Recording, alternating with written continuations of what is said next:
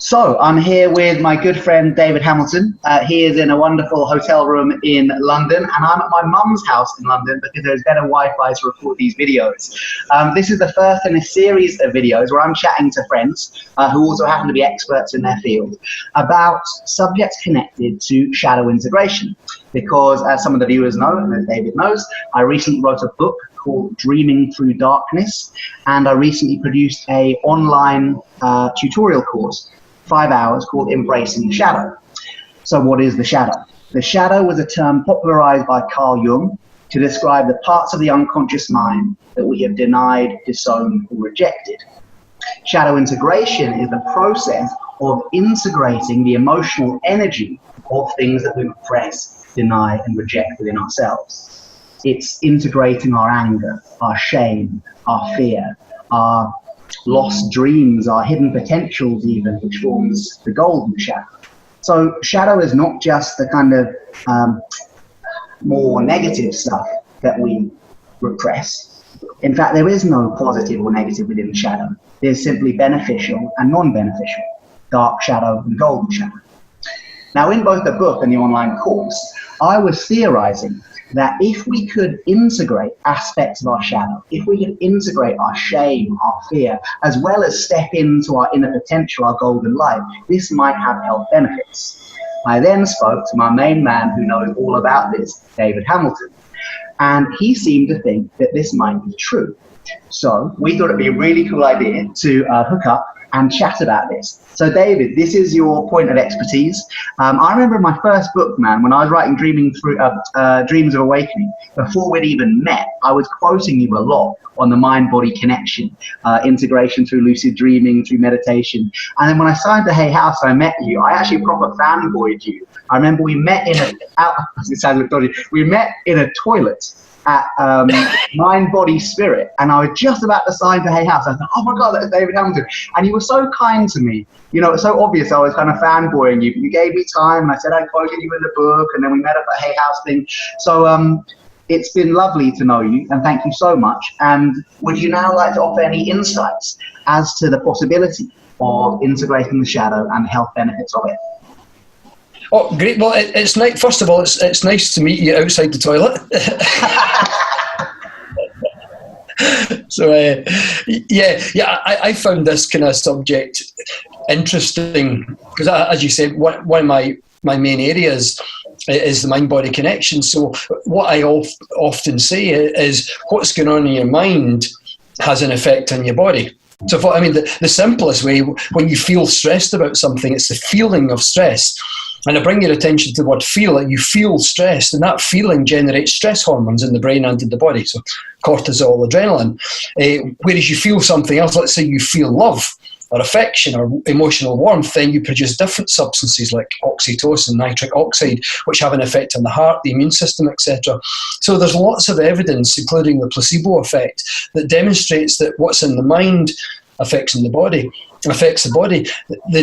The challenge sometimes is to have clear thinking that doesn't generate a lot of stress. And that's always the challenge, because I think if you think in such a way or feel things or believe things in such a way that they generate stress for you, then maybe that stress, if you keep doing it, can have long-term health consequences, because it's very well known that there's a strong link between consistent stress and diseases of the heart and the arteries, so cardiovascular disease. That's very well known. What's also interesting is when a person becomes hardened emotionally, like say hostile or aggressive, so there's great research that demonstrates that a link between hostility and aggression. So the study, in fact, was called Marital Conflict Relations and Coronary Artery Calcification. That's a good title for it. Yeah.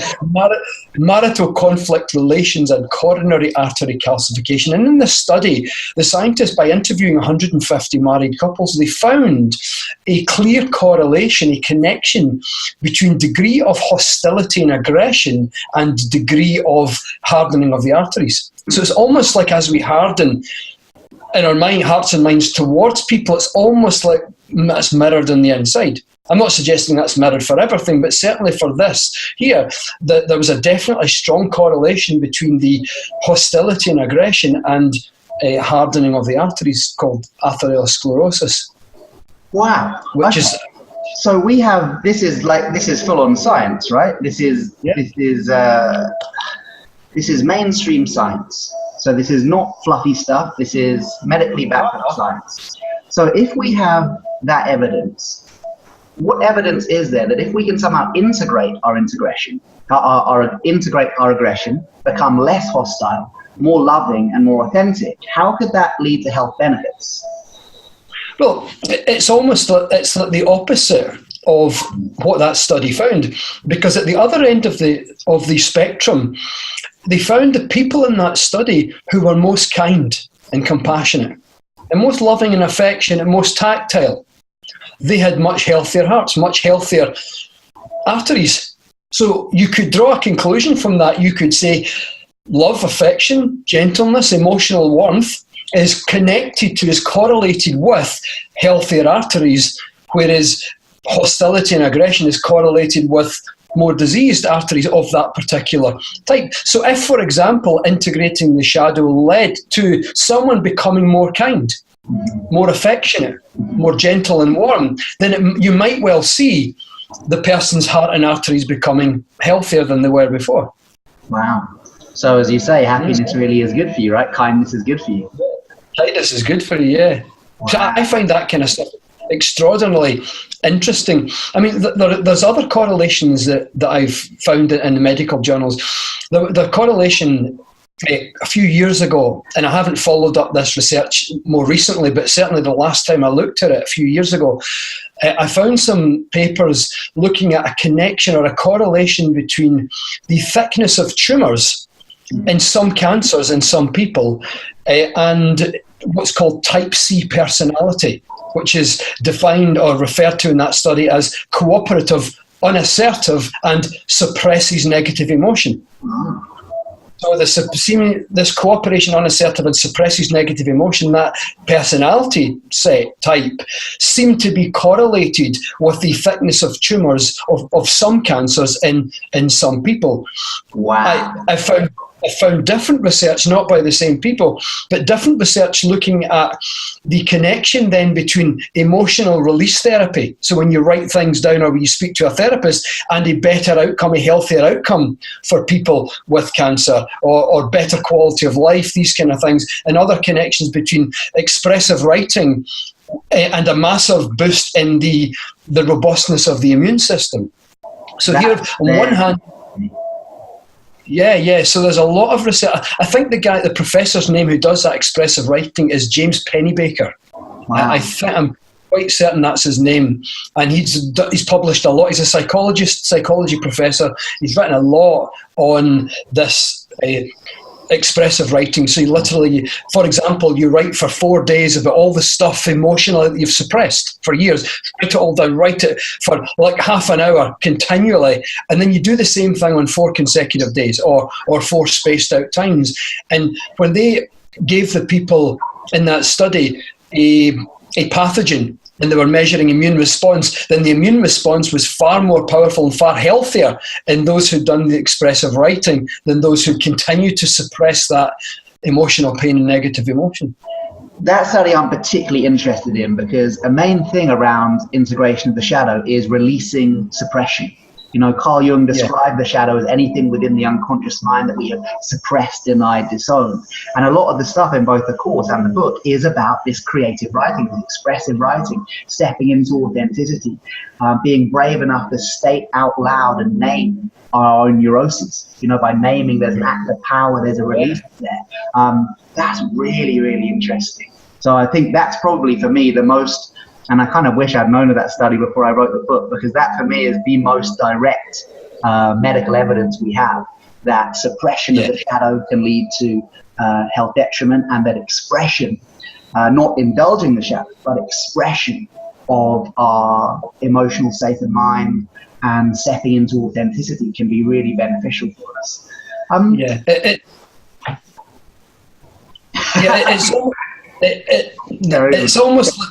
It's almost like the release of, you know, when you feel like something's really bothering you and it's like there's a tension in your nervous system.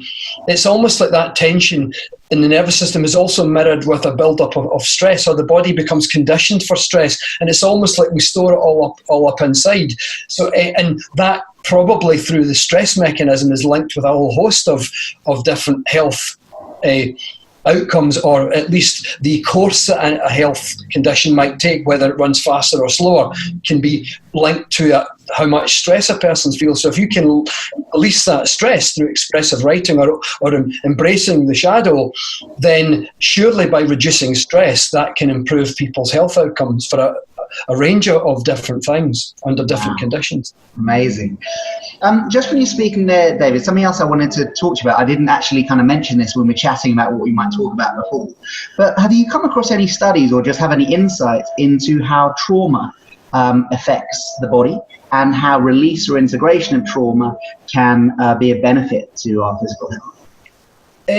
Not so much covered myself. I'm familiar with stuff that I've heard other people speak on, but I'm certainly not an authority. To be honest, I haven't really properly investigated that myself. You know, the particular links with trauma. The only stuff I've kind of looked into is how trauma can affect memory processing in the brain, but I haven't really looked into the full physiological effects. So I'm certainly not an expert in that. I keep meaning to be honest, look into it, but I haven't really got around to it yet. The reason why I threw that in actually was because year before last, I started working with veterans. So men and women who had served in the British Armed Forces, and 80% of whom, I believe, were suffering from PTSD or PTSD-like symptoms.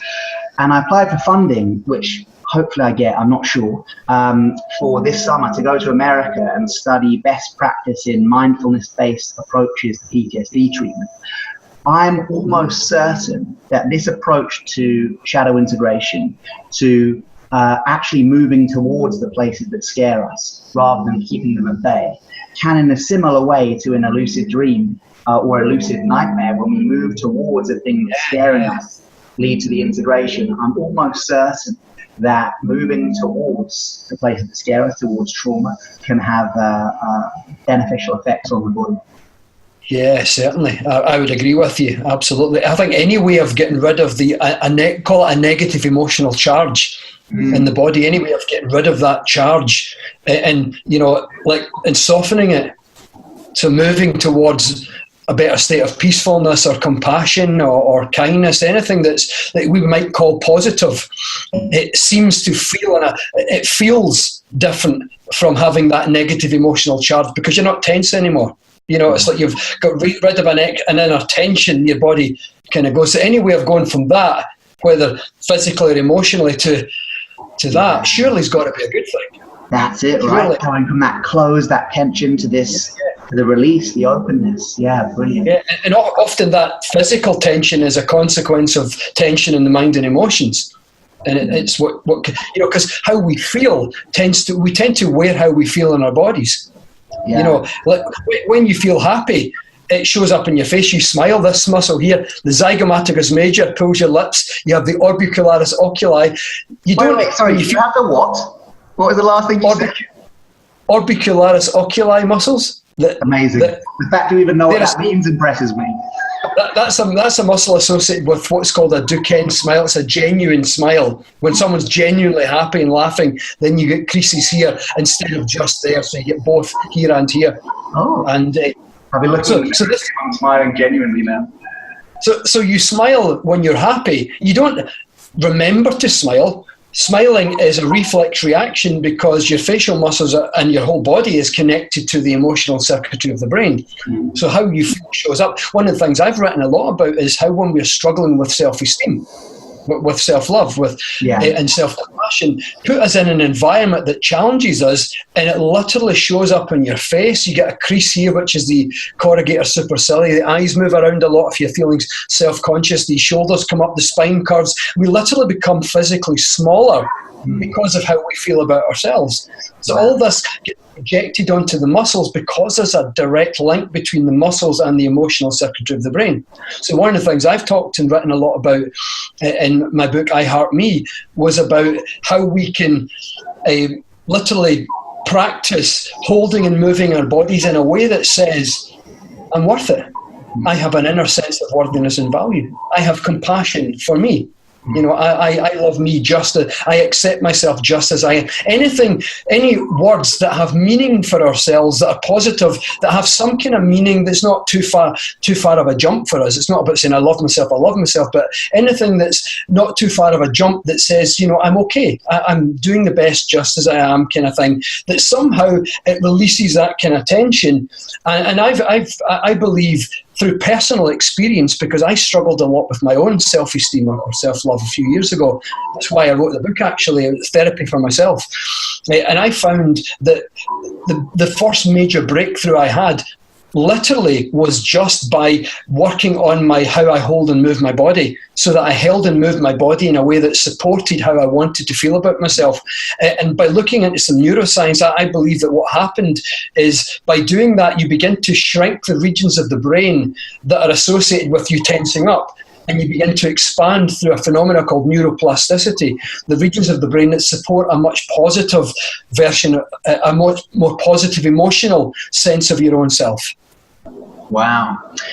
You've spoken a lot there, David, about self-compassion, which is interesting because both in the book and the online course, I think I quote it was my teacher, Rob Nairn, my meditation teacher. He said that shadow integration is one of the most compassionate, self-compassionate things we can do, because to show up in all of your magnificent messiness, to really step into your authentic self and say, you know what, I may not be perfect, but I'm okay. And this is me right now.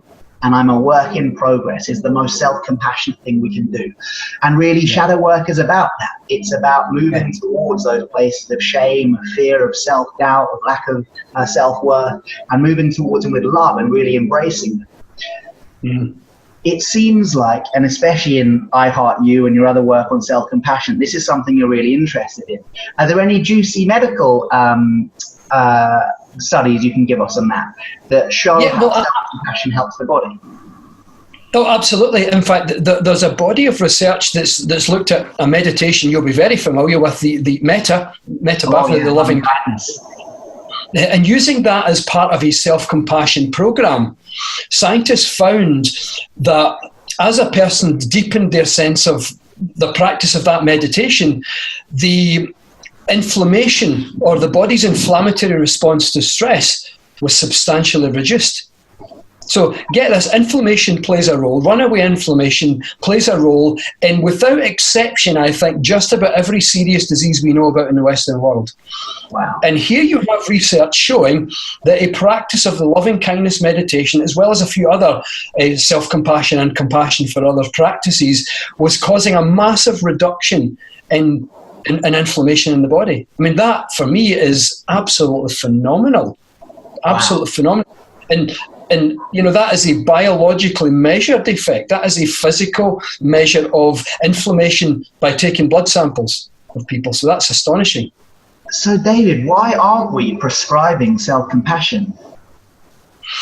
I find a lot of things take a while for the majority of people to, I guess, to accept it and to take it seriously. I mean, for example, I did 3 lectures for the NHS last year, and I talked about self-compassion, I talked about the Tibetan Buddhist meditation, I talked about kindness and the effect of kindness, how the way that being kind and compassionate makes you feel, how that feeling generates oxytocin, which softens the arteries and dilates the arteries, reduces blood pressure. And it was brand new information to everyone. So no one had heard it before. And so what these kind of things show me is that sometimes it takes a while. There's processes, things have to go through reviews and all that. And sometimes you find the ordinary person is doing the stuff years before it officially becomes practice. I mean, it's only now that mindfulness is finding its way into standard clinical practice, but mindfulness has been about for, even scientifically been tested for decades. Yeah. So it's not that these things don't work. It just takes a little bit of time for the wheels of the bigger the system, I think, the longer it takes for things to come in. But I'm very hopeful that as well as mindfulness, self-compassion practices also become part of the mainstream. I'm convinced they will be, because the evidence is very strong. That fills me with hope too, man. I was so glad you said that, and not some weird conspiracy theory thing about, oh man, they don't want you to know. It's like, it just takes some time, right? And we need to keep on offering these alternatives and know that it will filter through eventually. Yeah, see, when I did the talk in the NHS, I mean, they were, this is amazing, and they were so enthusiastic about learning it, because they're almost all just really kind people. I mean, it was mostly nurses and some doctors and frontline medical staff, and they just all try to make a difference, all try to help and to heal people. And it was amazing for them to see that some of the way that they make patients feel, one of the points I was making was, if you can make a patient feel comfortable just through being compassionate to them, just through showing them kindness, then that will actually improve their health, generally speaking, for most things, most of the time. Brilliant. Well, David, I'm so glad that you talked to those health professionals, and I'm so glad that you talked to me today. This has been super fun. I realised that 4 years down the line, I'm still a fanboy, and I hope to meet you outside another toilet someday. That's a date. Have a great talk tonight. I know you've got a big talk coming up in London tonight and tomorrow, so thanks so much for giving me time out of your busy schedule.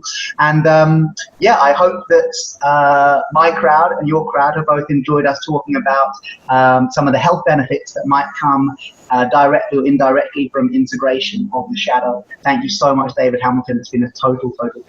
Thank you. It's been my pleasure too, Charlie. All the best. Cheers. Brilliant. Thanks, man. See ya. Cheers.